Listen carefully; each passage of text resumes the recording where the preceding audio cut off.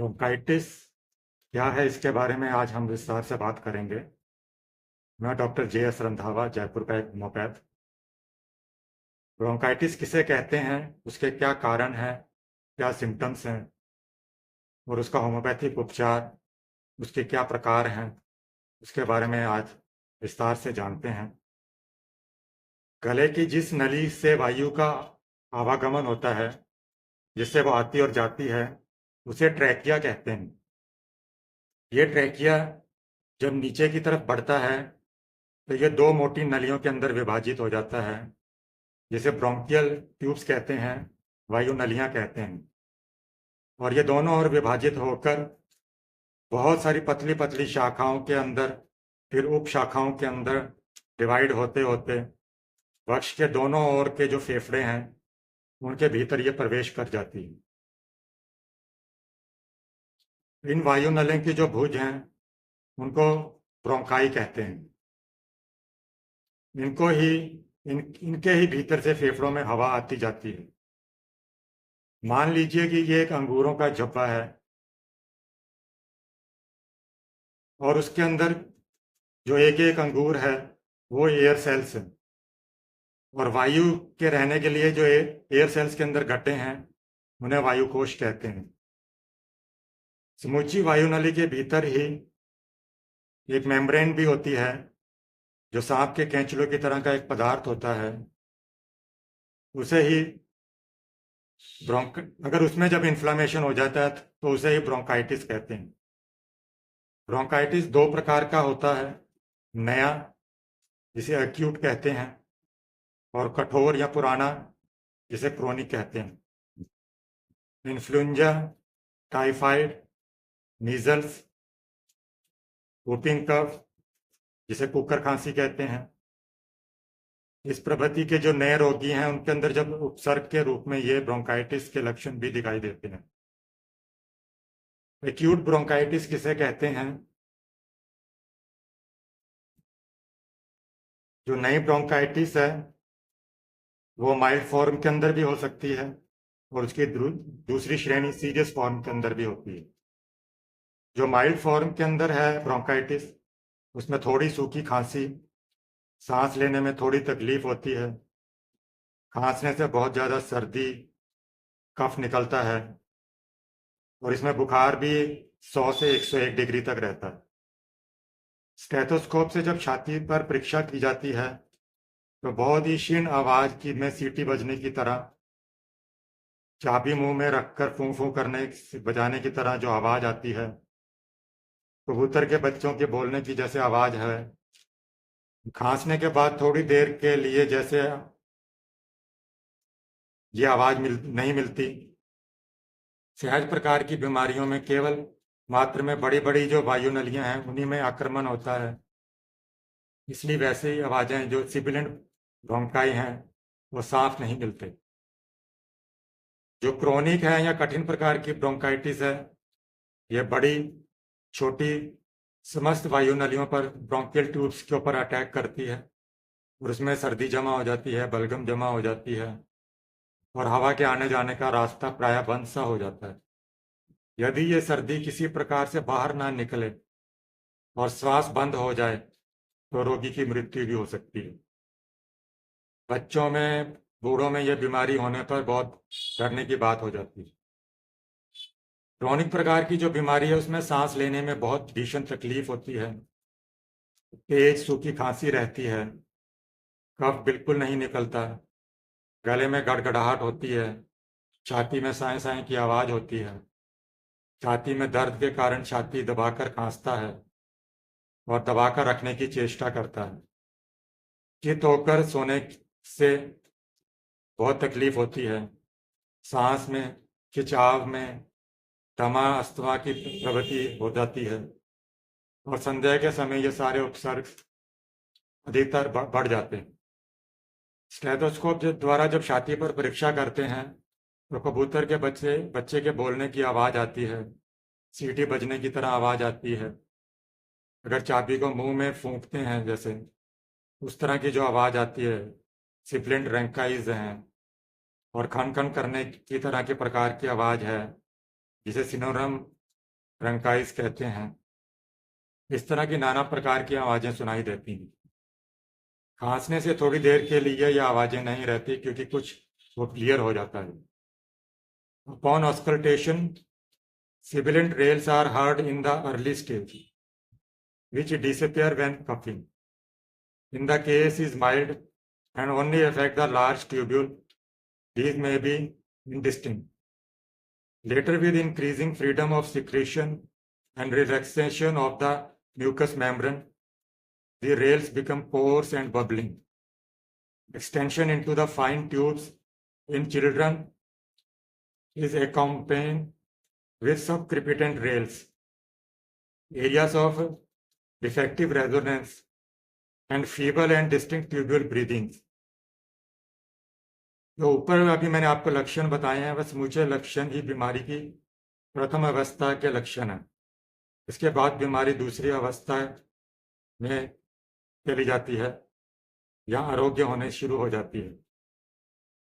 प्रथम अवस्था के अंदर बलगम बहुत गाढ़ा है, गोंद और जिलेटिन की तरह लासदार रहता है। रोगी खांसते खांसते थक जाता है, तो कभी कभी सहज ही कफ नहीं निकलता। थोड़ी मात्रा में जो निकलता भी है वह ओंठ से अटक जाता है। कष्टदायक लासदार कफ ढीला होता जा रहा है और थोड़ा ही निकलता है, और खांसने पर कफ निकलता नहीं। इसमें ज्वर घटना आरंभ हो जाता है, 101-102 डिग्री तक उतर सकता है। छाती में जो दर्द है, खिंचाव है, हांफना है, वो कम हो जाता है। इसी समय समझिए कि बीमारी ये दूसरी अवस्था है। इसके बाद ही आरोग्य अवस्था शुरू होती है। जो नई ब्रोंकाइटिस है, एक्यूट है, ठीक से चिकित्सा अगर नहीं होती है और यदि रोगी असावधानी बरते तो ये पुराना क्रोनिक रूप धारण कर लेती है। तो पुराना आकार धारण करने पर बहुत ज़्यादा परिणाम में कफ निकलता है, खांसी में, सांस में कष्ट होता है, और सब कुछ दिनों तक रहते हैं। इसे क्रॉनिक ब्रोंकाइटिस कहेंगे। खांसी किसी भी दिन भर जाती है, किसी को सुबह को बढ़ जाती है, और क्रमशः ज्यों-ज्यों दिन चढ़ता है फिर वो घटती जाती है। किसी को खांसी रात को इतनी बढ़ जाती है कि वो सो नहीं सकता। जो सांस लेने की है प्रवृत्ति है, वो दमा की तरह की वीजिंग पफिंग की तरह होती है, बलगम पीप की तरह का होता है, बहुत ज़्यादा परिणाम में निकलता है। कभी कभी बहुत खांसने पर भी कुछ नहीं निकलता। वैसे तो छाती में सर्दी भरी रहती है, और क्रॉनिक ब्रोंकाइटिस में कितने ही प्रकार के जो भेद हैं, उनके अंदर ये फेफड़े के अंदर अगर या हार्ट के जो यंत्र हैं उनमें 3 प्रकार की अगर परीक्षा की जाए, ऑस्कल्टेशन करें, परकशन करें और पैल्पेशन जब करते हैं, स्टेथोस्कोप द्वारा जब ऑस्कल्टेशन करते हैं तो छाती की जो रिब्स हैं उसकी जो दोनों हड्डियां बाएं हाथ में एक उंगली बैठाकर दाहिने हाथ एक उंगली की तरफ ठोककर जब परीक्षा करते हैं तो उसे परकशन कहते हैं। छाती ऊपर केवल हाथ रखकर परीक्षा करने को पैल्पेशन कहेंगे। क्रोनिक ब्रोंकाइटिस में जो परकशन है वो हाइपर रेजोनेंस होता है, जो ज़्यादा खोखली आवाज़ होती है। ऑस्कल्टेशन द्वारा सिबिलेंट रेंकाइज होते हैं, सीटी देकर या कबूतर के बच्चों की तरह बोलने की आवाज़। रॉल्स होते हैं, घड़घड़ाहट की आवाज़। वीजिंग ब्रोंकाइज होती हैं, जो सीढ़ी बजने जैसी आवाज़। इसके जो तलदेश हैं, जो बेस ऑफ लंग्स है, वहाँ पे क्रिपिटेशन है, चुट चुट की आवाज़ सुनाई देती है। फेफड़े के जो ऊपर के भाग हैं, एपेक्स हैं, और जो निम्न भाग हैं उनमें ये प्रॉब्लम थोड़ी ज़्यादा हो जाती है। ऐसा मालूम होता है कि रेजोनेंस के संबंध में जो बात अभी मैंने कही है वह आप अच्छी तरह से समझ गए हैं। रेजोनेंस किसे कहते हैं मैं थोड़ा बता दूं आपको कि कोई एक तरह की जो खोखली चीज है, जिसे स्वस्थ वक्ष स्थल है उसके ऊपर या एक रुई या एक पाट के तकिए के बाएं हाथ की एक उंगली रखकर ऊपर दाहिने हाथ की एक उंगली द्वारा ठोकने पर वहां पर एक खोखली आवाज आती है, जिसे रेजोनेंस या टिम्पेनिक साउंड कहते हैं। लकड़ी या कोई दूसरी बड़ी ठोस चीज पर इस तरह से अंगुली से आघात करने पर जो आवाज आती है वह डलनेस या डल साउंड कहलाती है। अभी जो क्रॉनिक ब्रोंकाइटिस बताया गया है उसमें उसके किस प्रकार के भेद हैं। यदि ढेर सारा पीप वाला पफ निकले तो इसे ब्रोंकोरिया कहते हैं। यदि लगातार कष्टकार खांसी आती हो, खांसी की धमक से रोगी थक जाता है, बहुत तकलीफ से तार या जिलेटिन की तरह का थोड़ा थोड़ा कफ निकलता है, ड्राई कैटार होता है, सांस नली के बीचों बीच छोटे छोटे जो गड्ढे हैं होकर उसमें कफ जमा हो जाता है, वो सड़ जाता है और जो कफ निकलता है वह बहुत ही बदबूदार होता है। रोगी के सांस में भी सड़ी गंध मिलती है। इसे प्यूट्रिड या फ्यूटेटेड ब्रोंकाइटिस कहते हैं। स्टेथोस्कोप द्वारा जब परीक्षा की जाती है तो ब्रोंकोरिया के अंदर बहुत ज़्यादा परिणाम में घड़ की आवाज़, एक्सटेंसिव मॉइस्ट रेल्स मिलते हैं। ट्राई कैटार में घड़ की आवाज़ बिल्कुल नहीं रहती, केवल सिबिलेंट ब्रोंकाइज ही रहते हैं।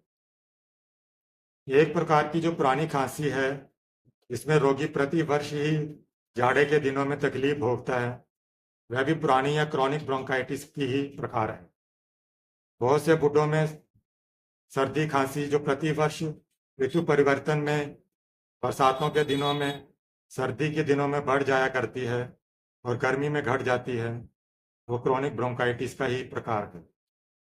जिनको हार्ट डिजीज है उनमें भी क्रॉनिक ब्रोंकाइटिस के सिम्टम्स दिखाई देते हैं। शायद आपको मालूम होगा कि एक और तरह का भी ब्रोंकाइटिस है जिसे कैपिलरी ब्रोंकाइटिस कहते हैं। इसके क्या क्या लक्षण हैं वह मैं अब आपको विस्तार से बताऊंगा। मैं डॉक्टर जे.एस. रंधावा, जयपुर का होम्योपैथ। इस वीडियो के अंदर हम लोग कैपिलरी ब्रोंकाइटिस जिसे ब्रोंको निमोनिया कहते हैं उसके बारे में जानने की कोशिश करेंगे। निमोनिया के अंदर लंग्स का इन्फ्लामेशन हो जाता है तो उसके जो एयर सेल्स हैं उसके अंदर हवा की जगह जब बलगम भर जाता है और किसी एक तरफ के लोब के अंदर अगर इन्फ्लामेशन हो जाए तो उसे लोबुलर निमोनिया कहते हैं। लोबर निमोनिया भी इसमें एक अलग तरह की प्रकार है। और जो कैपिलरी ब्रोंकाइटिस है जिसे ब्रोंको निमोनिया कहते हैं, ये विशेषकर बच्चों की ये भी बीमारी है, या जिसे नॉर्मल भाषा के अंदर हम कह दें कि बच्चों को सर्दी लग गई है।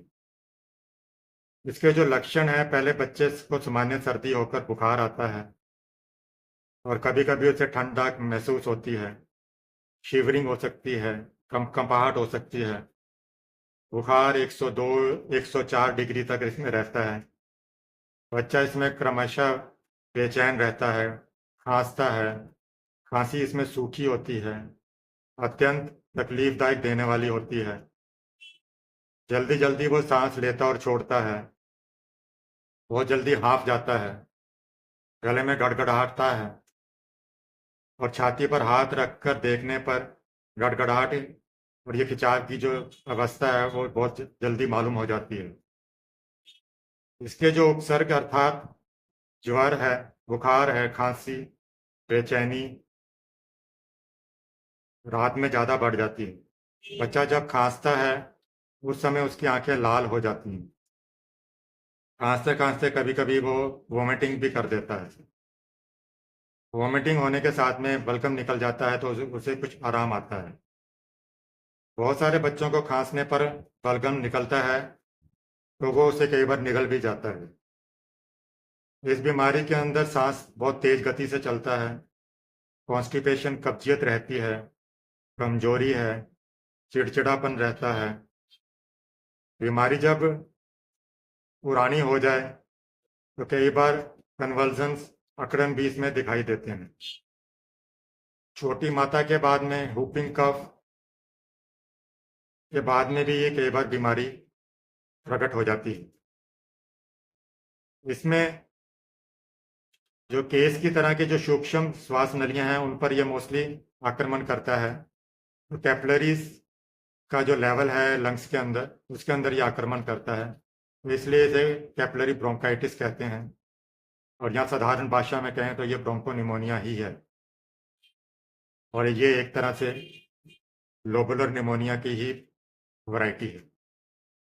ब्रोंकाइटिस की जो चिकित्सा है इसके अंदर जो है, उसके अंदर छाती को हमेशा गर्म कपड़े से, कंबल से ढक कर रखें, रुई से ढक सकते हैं जिससे उसे सर्दी ना लग जाए। दूध, बार्ली, सागू और पानी, सब तरलीय पदार्थ के अंदर ही ज्यादातर उसको प्रथम अवस्था के अंदर दें। 1 पाव गर्म पानी में 1 तोला मिश्री मिलाकर भी बच्चे को पिला सकते हैं। वेदाना के प्रवृत्ति के जो फल हैं वो दे सकते हैं, थोड़ी थोड़ी मात्रा के अंदर दें, और गर्म दूध ही इसमें प्राय प्रधान है। जब बुखार छूट जाए, बीमारी आरोग्य हो जाए, तो दूसरे पदार्थ या रोटी वगैरह भी इसको दे सकते हैं। जो ब्रोंकोनिमोनिया है उसके अंदर कौन कौन सी मेडिसिन काम करेंगी, इसमें एमोन कॉस्टिकम है, एमोनियम म्यूर है, एंटीमटार्ट है, आर्सेनिक है, आर्स आयोड है, एंटीमार्स है, ब्राइटा कार्ब है, चैलिडोनियम है, ग्रिंडेलिया है, हिपरसल्फ है, इपीकॉक है, एसिड फास है, सिचुला है, एरिबिंथस है। ब्रोंकोनिमोनिया या कैपिलरी ब्रोंकाइटिस के अंदर जो होम्योपैथिक मेडिसिन हैं वो इस प्रकार से हैं। इसके अंदर एमोन म्यूर 30 पोटेंसी में लेते हैं।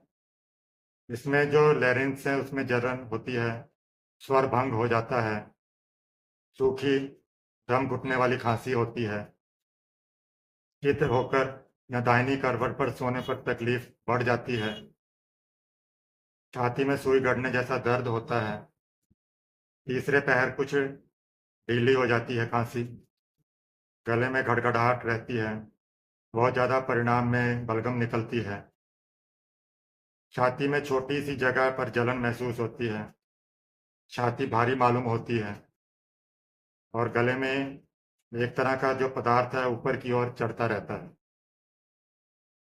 एमोन कास्टिकम ये 30 और 200 में ले सकते हैं। इसमें सांस लेने और छोड़ने में बहुत ज़्यादा तकलीफ होती है, सांस नली के अंदर स्पाज्म हो सकता है, जिससे सांस मानो बंद सी ही हो गई हो। रोगी जब सांस छोड़ता है तो वो ढाने लगता है, गल नली के अंदर दर्द होता है, जो उपजीवा है, युगला है, उसके अंदर बलगम चिपक जाता है, बहुत ज़्यादा परिणाम में कफ निकलता है। आर्स आयोड 30 ये एपिडेमिक इन्फ्लुएंजा के बाद में बच्चों में ब्रोंकोनिमोनिया में जो दम अटकने वाली जब सूखी खांसी हो, नाक चिपक जाती हो, इसमें भी स्वर भंग है, बेचैनी है, बलगम पहले पतला आता है, बाद में गाढ़ा निकलता है, अंत में हाफनी की तरह खिंचाव रहता है। एंटीमार्स इसमें सांस लेने में बहुत तकलीफ है, खांसी, रोगी को जो हाफना है वो बढ़ जाता है, सांस में तकलीफ होती है, बहुत ज़्यादा कमजोरी रहती है। एंटीम के अंदर जो सर्दी के लक्षण हैं और जो आर्सेनिक के अंदर जो बेचैनी है वो इसके अंदर दोनों दिखाई देती हैं। ये कैटरल निमोनिया के अंदर बहुत अच्छा कार्य करती है। चैलिडोनियम जो है 30 या 6 पोटेंसी में ले सकते हैं। इसमें बच्चों को जो ब्रोंको निमोनिया है और जो निमोनिया की अधिक अवस्थाएं हैं उसके अंदर भी ये लाभदायक है। इसमें खांसी खूब ढीली होती है, गले के अंदर गड़गड़ाहट की आवाज़ आती है, लेकिन इतनी ढीली होने पर भी सहज से बलगम नहीं निकलता। इस बीमारी में यदि रोगी का लिवर का भी दोष मिले और दाहिने कंधे की तरफ दर्द बढ़ता हो और ये बीमारी बहुत पुरानी हो तो चैलिडोनियम लाभ करती है। ग्रिंडेलिया 30 के अंदर इसमें रोगी सोता सोता एकाएक चौंक पड़ता है, उसे ऐसा लगता है कि जैसे उसका सांस रुक गया हो, सांस छोड़ने के लिए या गड़गड़ाने के लिए, लेटे रहने पर सांस छोड़ नहीं सकता। ब्रोंकोरिया भी इसमें होता है और लसदार बलगम या ढेले की तरह सफेद बलगम इसमें निकलता है। छाती की परीक्षा करने पर सिबिलेंट रेल्स सुनाई देते हैं। हार्ट है वो कमजोर हो जाता है। ईपर सेल्फ 30 के अंदर 200 के अंदर इसके अंदर बहुत अच्छी दवा है। इसमें रोगी को हवा बिल्कुल भी सहन नहीं होती। शरीर में थोड़ी सी भी हवा लगने पर वो बीमार हो जाता है। ब्रोंकोनिमोनिया या निमोनिया के अंदर ये एंटीमटाड की तरह ही इसमें गला गड़गड़ाता है। छाती में साए साए की आवाज़ होती है। खांसी बिल्कुल ढीली रहती है और बहुत ज़्यादा खांसने पर थोड़ा सा बलगम निकलता है। खांसी में दम से पसीना निकलकर बुखार थोड़ा आ जाता है। इपिकाक के अंदर 30 या 200 में देते हैं। इसमें छाती में मानो सर्दी भर गई हो, गले के अंदर साए साए की गड़गड़ की आवाज़ आती हो, जल्दी जल्दी खांसी करता हो, बलगम सहज ना निकलता हो, नोजिया वोमिटिंग की इसमें प्रॉब्लम हो।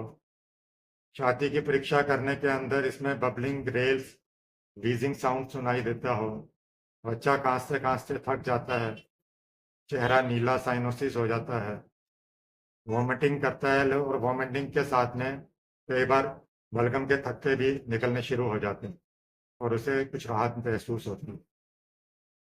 लाइकोपोडियम 30-100 में देते हैं जब दाहिने फेफड़े के अंदर रोग का आक्रमण अधिक हो। छाती में जब परीक्षा करते हैं तो खूब जोर से गड़गड़ की आवाज़ आती है। बहुत ज़्यादा परिणाम के अंदर पीले रंग का गाढ़ा बलगम निकलता है। बुखार रहने पर शाम को 4 बजे बढ़ जाता है। इसमें कब्जियत रहती है, पेट फूला रहता है, गैस बनती है। एसिड फॉस 30 और 200 के अंदर तब लाभदायक है जब ये शाम के बाद ही खांसी बढ़ने लगती है। बलगम पीप मिला पीले रंग का हो, स्टेनम की तरह इसमें भी नमकीन स्वाद लगता है। सर्दी वो सहन नहीं कर सकता, थोड़ी सी भी ठंड में उसे सर्दी लग जाती है, हमेशा ही गर्म कपड़े पहनकर रखता है। सिक्यूला 6 के अंदर जब खांसी ढीली हो, गला खूब गड़गड़ करता हो, बहुत ज़्यादा परिणाम में बलगम निकलता है, ये उसके विशेष लक्षण हैं। सुबह के वक्त खांसी खूब ढीली होती है और इतने से ही रोगी थक जाता है, लेकिन शाम को सूखी खांसी आती है और इससे तकलीफ नहीं होती। खांसते खांसते पेशाब भी हो सकता है।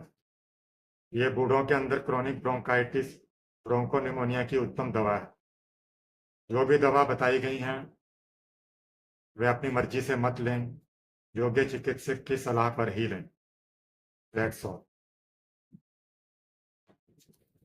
ये जो दवाएं अभी मैंने आपको कैपिलरी ब्रोंकाइटिस के अंदर या ब्रोंकोनिमोनिया के अंदर बताई हैं, वह दवाइयां हो ब्रोंकाइटिस के अंदर भी कार्य करती हैं।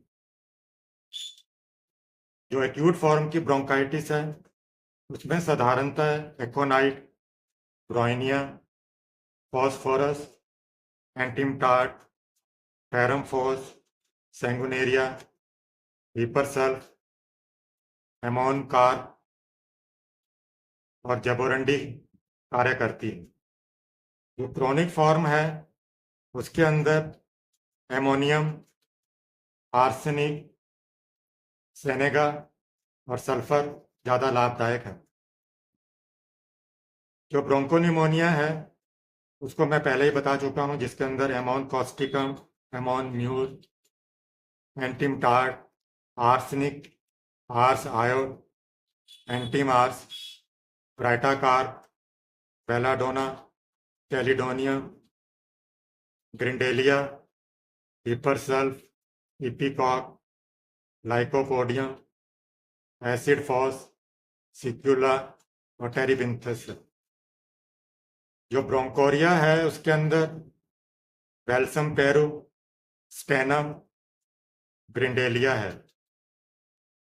इसके अंदर यूकलिप्टस भी दे सकते हैं।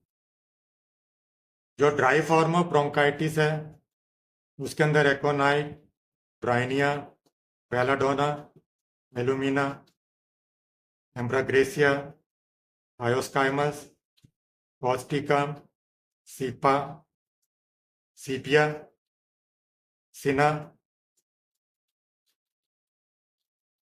पोनियम, kali bi, kali carb, acid nitric, rhus tox, spongia और वर्बेसम है। जो फिटेड ब्रोंकाइटिस है उसके अंदर कैप्सिकम और सेंगुनेरिया अधिक लाभदायक है। जो जाड़े के दिनों में खांसी बढ़ने पर ammonium carb, arsenic, baryta mur, kali carb, dulcamara, hepar sulph, kali bichrome, lycopodium, mercurius, nitric acid, stannum और सल्फर लाभदायक। इन कुछ मेडिसिन को मैं विस्तार से बताने की कोशिश करता हूँ। एकोनाइट जो है 6 पोटेंसी में 30 में ले सकते हैं। ये प्रथम अवस्था एक्यूट के अंदर या जब इन्फ्लामेशन स्टार्ट होता है, बुखार ज़्यादा हो, बेचैनी हो, प्यास हो, रूप की तरह की सूखी खांसी, बाईं ओर की छाती में हमेशा ही दबाव महसूस हो, जानता चलने जैसी सांस लेने की आवाज़ हो, बच्चा बार बार खांसता हो और गले पर हाथ लगाता हो,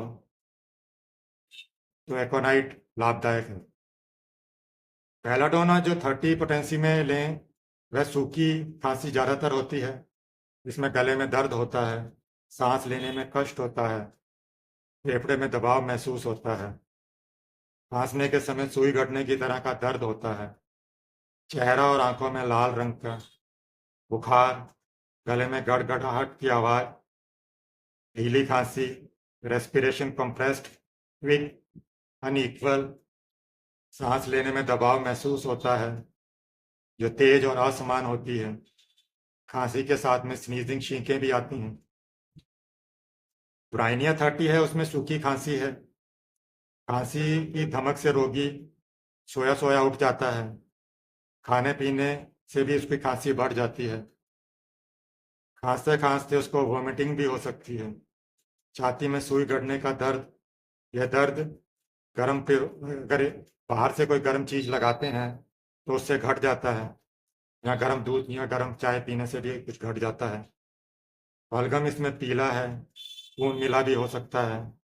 हमेशा ही लंबी सांस लेने की वो चेष्टा करता है। जल्दी जल्दी तकलीफ देने वाली सांस उसे ब्रीदिंग होती है। खांसते समय छाती में दबाव रहता है। इसके बाद में जो बड़ी बड़ी ब्रोंकाइज हैं उनमें इन्फ्लामेशन हो जाता है। मीजल्स के बाद में ब्रोंकाइटिस हो तो भी ब्राइनिया लाभदायक है। ब्राइनिया प्लूरोनिमोनिया में भी बहुत ज़्यादा लाभदायक है। फॉस्फोरस जो 30 है 200 में भी दे सकते हैं। जब लैरिंक्स जो स्वर तंत्र है उसके अंदर बहुत ज़्यादा दर्द हो, इसलिए बात करने में तकलीफ होती हो, फेफड़ों में खून की अधिकता कंजेशन हो जाता हो, छाती मानो कसकर बंधी गई हो, भारी और गर्म महसूस होती हो, सांस में तकलीफ हो, छाती में तेज गड़गड़ाने का दर्द हो। निमोनिया में भी फॉस्फोरस की जो छाती है वो खूब भारी रहती है, बाईं ओर दबाकर सो नहीं हो सकता, फांसी की धमक से वो समूचा शरीर उसका कांप जाता है। बलगम लोहे के जंग की तरह का होता है, खून मिला होता है, पीप और पस उसमें मिली हुई होती है। सांस लेने के समय जो स्टेथोस्कोप से छाती में कड़कड़ की आवाज़ सुनाई देती है, सीने के भीतर साए साए की आवाज़ होती है। बलगम का स्वाद मीठा होता है, नमकीन भी हो सकता है। अगर मैं ज़्यादा कहूँ तो फॉस्फोरस ब्रोंकोनिमोनिया की बहुत ही उत्तम दवा है। प्लूरोनिमोनिया के अंदर जैसे ब्राइनिया लाभदायक है, बीमारी यदि दाहिने फेफड़े के निचले भाग पर आक्रमण करे और सांस की तकलीफ बहुत ज़्यादा रहती हो, रोगी बहुत जोर जोर से खांसता हो, सांस के समय ऐसे जान पड़ता हो मानो छाती फट जाए, खांसी पर दबाकर रखने की चेष्टा करता है, उसके साथ ही उसे बुखार है, जब ज़्यादा उसको प्रॉब्लम होती है तो वो भूल में बकता है, डेलीरियम हो जाता है, दीर्घ श्वास निकालता है, बहुत कमजोरी, नाड़ी क्षीण हो जाती है। अगर बहुत छटपटाता है तो फॉस्फोरस ही दवा है। इसका हेपेटाइजेशन, फॉस्फोरस के अंदर हेपेटाइजेशन स्टेज में प्रथम अवस्था में व्यवहार होने पर बीमारी और बढ़ नहीं पाती, और अगर बाद में व्यवहार होता है तो रेजोल्यूशन आरंभ हो जाता है। फॉस्फोरस साधारणतः जो व्यक्ति होते हैं वो लंबे होते हैं, जिनके वंश के अंदर टीबी का इतिहास मिलता है, फैमिली हिस्ट्री ऑफ टीबी होती है, उनकी धातु के अंदर ये बहुत ज़्यादा लाभदायक है। इसको खूब ही सूक्ष्म मात्रा के अंदर, लो पोटेंसीज के अंदर 2 या 1 बार ही प्रयोग कर कर इसके रिजल्ट्स को देखना चाहिए, और कुछ लंबे समय तक भी इसका हम देख सकते हैं कि कब इसके रिजल्ट्स आए। इसे बार बार रिपीट नहीं करना चाहिए। एंटीमटार्ट है वह 30 पोटेंसी के अंदर शिशुओं को, बच्चों को, युवाओं को, वृद्धों को, सबको इस बीमारी में लाभदायक होती है। बच्चों को, वृद्धों को यह ज़्यादा लाभदायक है। ब्रोंकाइटिस, कैपिलरी ब्रोंकाइटिस में रोगी का जब गला गड़गड़ाता है, स्टेथोस्कोप सुनने पर छाती के अंदर जो जोर से गड़गड़ाहट, लाउड रेल्स होते हैं, माउस रेल्स होते हैं, जैसे बिल्ली के गुर्राने की आवाज़ है, उस तरह से सुनाई पड़ती है।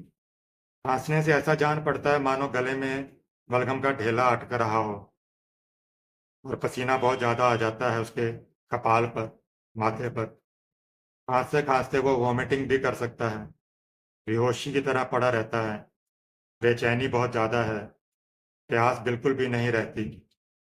ये लक्षण का प्रयोग अगर होता है तो ये बहुत ज़्यादा कार्य करती है। जिन सब बीमारियों में पहले ब्रोंकाइटिस होकर निमोनिया हो जाता है, और लंग्स के जो निचले भाग पर जब आक्रमण होता है, दाहिनी ओर के लंग्स पर जब आक्रमण अधिक होता है, बाएं फेफड़े का जो रोग है वो आक्रमण होने पर सल्फर देते हैं, छाती में सुई गड़ने की तरह दर्द रहता है, बुखार रहता है, वहां पर ये एंटीमटार्ट ही विशेष लाभदायक। बच्चों के अंदर जो कैपिलरी ब्रोंकाइटिस है, जिसे ब्रोंकोनिमोनिया भी कहते हैं, उसकी निम्न शक्तियां इसकी निम्न शक्तियां एंटीमटार्ट की बहुत जल्दी जल्दी प्रयोग कर सकते हैं। इससे खांसी बढ़ जाती है, उस वजह से बलगम छाती से अलग होकर निकलने लगता है, और शीघ्र ही फेफड़ा साफ होना शुरू हो जाता है। कैरमफॉस 30 के अंदर तब यूज होती है, ये एकोनाइट की ही तरह सभी तरह के इन्फ्लामेशन की जो फर्स्ट अवस्था है, एक्यूट कंडीशन के अंदर ये ज़्यादा फायदा करती है। जो कमज़ोर हैं, एनीमिक हैं, उन व्यक्तियों में ये ज़्यादा लाभदायक है। इसके में बुखार में एकोनाइट, जेलसीनियम, और लंग्स की बीमारियों में ये बहुत कुछ फॉस्फोरस और फेरम के जो मध्य अवधि की जो दवाएं हैं उसकी तरह कार्य करती है। फेफड़े में खून अधिक कंजेशन हो जाता है, विशेषकर बीमारी के जो अंदर दाहिने फेफड़े के अंदर ये पहले आरंभ होकर देखा है कि भाई बाएं फेफड़े की तरफ ये चला जाता है। ऐसी अवस्था के अंदर ये विशेष लाभदायक है। पैरम में सूखी खांसी रहती है, छाती में दर्द होता है। निमोनिया के अंदर अगर है तो बहुत ताज़ा खून भी निकल सकता है। सेंगुनेरिया 30-200 के अंदर तब यूज होती है जब फेफड़ों में सब तरह की बीमारी में, यहाँ निमोनिया भी हो जाए, ब्रोंकाइटिस भी हो, जब खांसी सूखी हो, छाती में जलन हो, भारी हो, खांस खांस कर लाशदार गोंद की तरह या लोहे के रंग की जंग की तरह का बलगम निकलता है, खांसी की धमक से रोगी उठ जाता है, मानो दाहिनी ओर के जो ब्रेस्ट है उसके नीचे जख्म हो गया हो, ऐसा दर्द महसूस होता है। रोगी सोया रहने पर अच्छा महसूस करता है। ये लक्षण सब मिलाने पर दवा बहुत ज़्यादा जल्दी लाभदायक होती है। फिटिड ब्रोंकाइटिस के अंदर इसमें बलगम में बहुत बदबू आती है, पीप होती है, उसमें भी सेंगुनेरिया बहुत कार्य करती है। पिलोकार्पस पाइलोकार्पस या जिसका दूसरा नाम जबोरंडी है, ये भी सांस के जब म्यूकस मेम्ब्रेन के अंदर इन्फ्लामेशन होता है उसकी वजह से रोगी जब लगातार खांसता है, सांस लेने में उसे तकलीफ होती है, बलगम निकलने के साथ में झाग और फैन निकलता है, profuse thin serous expectorant oedema of the lungs होता है, तो जबरंडी लाभदायक। कम एमोनिक, ये पुराने प्रकार की ब्रोंकाइटिस है, छाती में बहुत ज़्यादा परिणाम में जब पीप वाला बलगम निकलता है, लेकिन खांसने पर वो निकल नहीं पाता है। जाड़े के दिनों में रोगी की दशा बहुत ज़्यादा खराब हो जाती है। कलेजा बहुत ज़्यादा इसमें धड़कता है और रोगी को खूब तकलीफ होती है। छाती में खूब जोर जोर से गड़गड़ की आवाज़ आती है। आर्सेनिक जो है 200 के अंदर 30 के अंदर भी ले सकते हैं। इसके अंदर सांस लेने में तकलीफ होती है, गले में साए साए की आवाज़ रहती है, खांसने पर कुछ भी नहीं निकलता, पर बहुत ज़्यादा देर खांसने पर थोड़ा सा बलगम निकल सकता है। छाती में बहुत ज़्यादा तकलीफ देने वाला दर्द है, उसके साथ ही एंजाइटी, छटपटाहट है, घबराहट होती है, प्यास अधिक लगती है, मृत्यु का भय रहता है इसके अंदर। निमोनिया वाले लक्षणों के अंदर भी फेफड़ों में जख्म हो सकता है, बलगम के साथ में पीप निकल सकती है। उस समय इसको, अगर इसको देखा जाए तो बेचैनी के लक्षण बहुत ज़्यादा सर्वोत्तम होते हैं। रोगी निश्चय ही आर्सेनिक से फिर ये आरोग्य हो सकता है। ऐसी बीमारी बुजुर्गों में भी होती है, रोगी चित होकर सो नहीं सकता। सैनिका जो है ये 30 के अंदर तब देते हैं, सीना देखने में बहुत पतला महसूस होता है, खांसी के साथ स्नीजिंग छींकें आती हैं, ब्रोंकियल कैटार है इसमें विद सोर चेस्ट वॉल्स हैं, वायु नलियों के अंदर सर्दी रहती है। सैनिका में ठीक एंटिम टार्ट की तरह ही बलगम जमा रहता है और गले में साए साए गड़गड़ाहट की आवाज़ बहुत ज़्यादा है, बहुत खांसी आती है और सांस छोड़ने में लेने में बहुत तकलीफ होती है, छाती बहुत भारी मालूम पड़ती है। सल्फर 30-100 के अंदर तब देते हैं जब बीमारी थोड़ी क्रॉनिक पुरानी हो जाए, उसमें जब बाएं फेफड़े का रोग का आक्रमण अधिक हो। सल्फर में ठीक एंटिम की तरह ही गले में गड़गड़ाहट होती है, समूची छाती के भीतर मानो बर्निंग में सेंसेशन मालूम होती है। बलगम इसमें हरे रंग का निकलता है, ईद की तरह का निकल सकता है, जिसका स्वाद मीठा हो सकता है, छाती में भारी मालूम होती है, सुई के जैसा दर्द महसूस होता है, आधी रात को रोगी हांफता हांफता उठ जाता है। सल्फर के रोगी के अंदर निमोनिया का भी एक प्रधान लक्षण दिखता है, तो निमोनिया के अंदर भी सल्फर एक अच्छा कार्य कर देती है। इसके साथ ही निमोनिया की दवाओं का जो मैंने वर्णन किया है, जो मेरे दूसरे वीडियोस के अंदर है, उसमें आप देख सकते हैं। ब्रोंको निमोनिया के अंदर सल्फर प्राय एंटीम टार्ड के बाद में ही दी जाती है। Thanks for watching. ब्रोंकोरिया के अंदर जब बहुत बलगम निकलती है, जिसे बहुत बलगम निकलने वाली खांसी कहते हैं, उसमें eucalyptus mother tincture 2x 3x के अंदर दे सकते हैं। ये जो बुजुर्ग लोग हैं, वृद्ध हैं, उनके अंदर जब ब्रोंकाइटिस हो, जिन्हें अस्थमेटिक बीमारी भी हो, उनकी बीमारी में ये बहुत अधिक लाभदायक है और एक एंटीबायोटिक की तरह कार्य करती है। इसमें पीप की तरह का बहुत ज़्यादा परिणाम के अंदर बदबूदार बलगम, treated form of bronchitis, bronchial dilatation होता है, एम्फाइसीमा होता है, लोकली वेन सुपरेटिंग और पुट्रिड नेचर्स का वो हो। बैल्सम पेरू भी लो पोटेंसीज के अंदर कार्य करती है, ये 6x के अंदर आप लें। इसके अंदर भी ब्रोंकाइटिस के अंदर टीबी के पेशेंट्स के में भी ये लाभदायक है।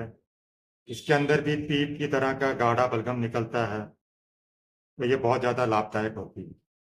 एंटिमटाड और काली सल्फ की तरह ही इसमें भी छाती में जोर से गड़गड़ाहट की आवाज़ होती है। बलगम खूब ढीला रहता है। Hectic fever, night sweat with irritant, short coughs and scanty expectorant. Internally हम मेडिसिन ये देते हैं और एज ए एक्सपेक्टोरेंट और इन क्रोनिक ब्रोंकाइटिस भी ये कार्य करती है। तो ये एक बहुत ही अच्छा एक्सपेक्टोरेंट सिरप की तरह भी कार्य करेगी। हल्की खांसी या थोड़ा बलगम निकलता है तो सेवन करने पर यह बलगम अधिक निकलना शुरू कर देता है और यह पुराने ब्रोंकाइटिस के अंदर लाभदायक। ब्रोंकोरिया के अंदर स्टेनम 30 में 200 में दे सकते हैं। शाम से लेके आधी रात तक तेज सूखी खांसी रहती है। हंसने से रोने पर भी ये खांसी बढ़ सकती है। दिन के समय बहुत ज़्यादा परिणाम में हरे रंग का मीठा बलगम निकलता है। छाती में बहुत ज़्यादा दर्द रहता है। कमजोरी महसूस होने पर, यहाँ तक कि बोलने पर भी तकलीफ होती है। सांस छोड़ने पर बाईं ओर छाती में सुई गड़ने की तरह का दर्द होता है। अब बाईं ओर दबाकर सो नहीं सकता। एसिस म्यूकोसा और हेक्टिक फीवर इसके अंदर होता है। इसके अलावा हम लोग ब्रोंकोरिया के अंदर ammonium, एंटिमटाड, Calcarea carp, China, silicea भी दे सकते हैं। फीटेड ब्रोंकाइटिस के अंदर जो बदबूदार वायुनली का इन्फ्लामेशन है उसके अंदर कैप्सिकम 30, छाती मानो रुक गई हो इसलिए सांस लेने में बहुत ज़्यादा तकलीफ होती है। खांसी के साथ ही उसमें भयानक बदबू निकलती है। सांस लेने में भी बदबू आती है। बलगम में भी बहुत भयानक बदबू रहती है। रोगी हांफता रहता है। फेफड़ों में सड़न गैंग्रीन हो जाती है, हो भी सकती है। और खांसने पर कलेजे के अलावा कुछ अन्य अंश जो हैं, ऑर्गन्स हैं, हाथ पैर हैं, कानों के अंदर भी दर्द महसूस हो सकता है। सांस में जो बदबू निकलती है वह सेंगुनेरिया में भी है पर कैप्सिकम में अपेक्षा कम है। Calcarea carb, calcarea hypophos, sanguinaria, silicea, stannum, arsenic, borax, carbo veg, lycopodium, acid nitric, acid phos, psorinum, sepia, sulphur, ये भी सब फीटेड ब्रोंकाइटिस की बहुत अच्छी दवाएं हैं। इन सब दवाओं को हम लोग बलगम की बदबू के लक्षण के हिसाब से चयन कर सकते हैं। जो ड्राई फॉर्म की ब्रोंकाइटिस है, उससे पहले भी मैंने कुछ दवाइयाँ बताई थी, वो आप लोग ले सकते हैं।